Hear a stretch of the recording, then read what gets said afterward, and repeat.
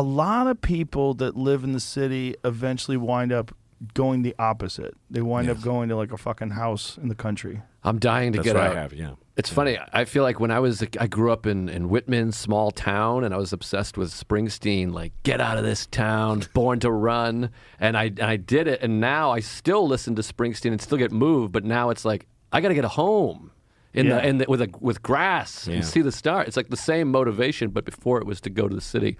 But now I want to be in the country. Yeah, my friend Jeff has always been like this diehard New York City guy. I love the energy of this city. He's lived there his whole life. And then he got a place on Fire Island. And he's like, I couldn't live in the city if I didn't have this place now. Because no, it keeps you able to. I can stay in the city because I have my place upstate. Yeah, you get that decompression. Yeah. That's what I found. Well, I moved to Colorado for a brief amount of time.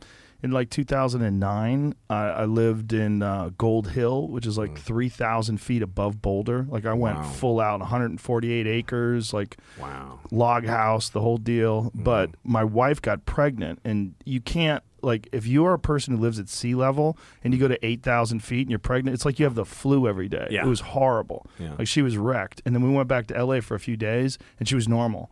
And then I realized, fuck.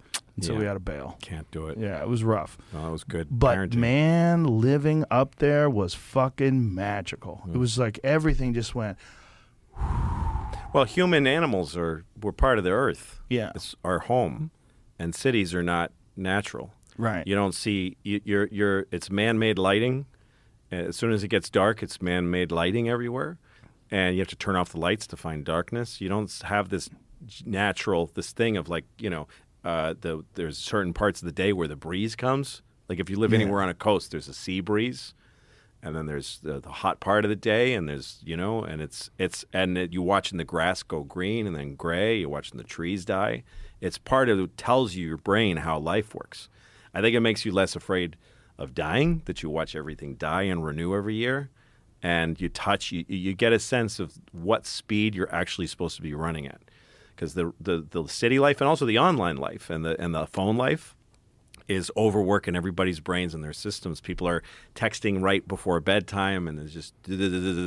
But being out there in nature, where it's like, no, it's getting dark. Cool off. It's getting dark. There's no sense of getting dark in the city. It's Yeah. You're watching the world go to sleep, and then the different sounds you're hearing, the birds go to bed and then insects come out. All those things are reminding you how your system actually, what's going on in your chemistry is connected to all that. Yeah. There's also a thing about going into the woods and being around nature where it's like a nourishment that your body's not normally getting. It's like you feel like you're getting like a little something like, oh yeah, I need this. Like there's something in this that like your body is supposed to interface with. Yeah, it's good for your physical health. There's all these studies. Yeah. Not just your mental health. Well, if people don't see the sun for a certain amount of time, they go insane. So if you think about the original people, they saw that 6 sky of stars, like that really full sky of stars, was normal for every human being to see that every night. Yeah. And a lot of people never see it. Never see one star. If you live in a city, you don't see the night sky. Unless it's Los Angeles. You see stars everywhere there. Yes. Blah, blah, blah. Killing their wives and the guy. I and went their to friends. Hawaii once, went to the Keck Observatory. It's on the Big Island, and it's way up there. You have to drive literally through the clouds. As we were driving, I was like, fuck, it's cloudy. This is going to suck. We're not going to see anything. And then you literally drive through the clouds, and the image that you get, because the Big Island uses all diffused lighting because of the Keck Observatory. So when you get up there, the view, we are at like 13,000 feet or something like that. The view of space is insane. You really feel like you're in a spaceship. You don't feel like you're on Earth anymore. You feel like you're in a ship with a glass ceiling and you're just passing through the Milky Way. I mean, it's fucking wonderful. Yeah, because we're used to this perspective that you're standing on Earth, and that's up, but we're really looking across at other people, and you're looking down at the Earth that you're tacked down to. But in reality, you're hanging upside down. Yeah. And you're really hanging out into everything in the whole universe. It's not above your head. If you look like this, it's really, that's the really correct perspective. Yeah. You know? Well, that's why all these ancient cultures were obsessed with constellations, and we don't give a fuck about them. For That's us, why they it's- built shit like that to get up there. Yes. Yeah. And also built things that mimicked the constellations, like the Mayans and the Egyptians. The way they formulated their structures, it all like aligned with certain constellations, and it was very important to them. Well, think about back when people were, before there was like skyscrapers, airplanes, that you couldn't go up. You could only go like 6 feet high. Right. And you could maybe build something that was like, I don't know, like a castle. Yeah. That's kind of high. But those pyramids, and I know I sound like an idiot. It sounds like you guys fucking dropped acid while I was watching OJ.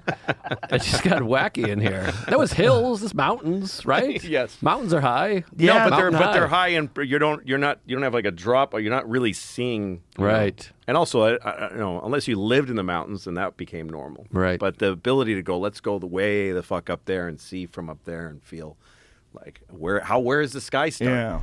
It's also very humbling to people to be to encounter like undeniable majesty, like the insane majesty of the universe. Like that's how people are like around mountains, around the ocean, things that are so epic that it's like it calms people down in a way. That's why people are so chill around beaches. Yeah, it like heals. beach communities are always like kind of relaxed. Yeah, this thing is telling you over and over again. You that ain't there's shit. a force that you ain't. It doesn't give a fuck.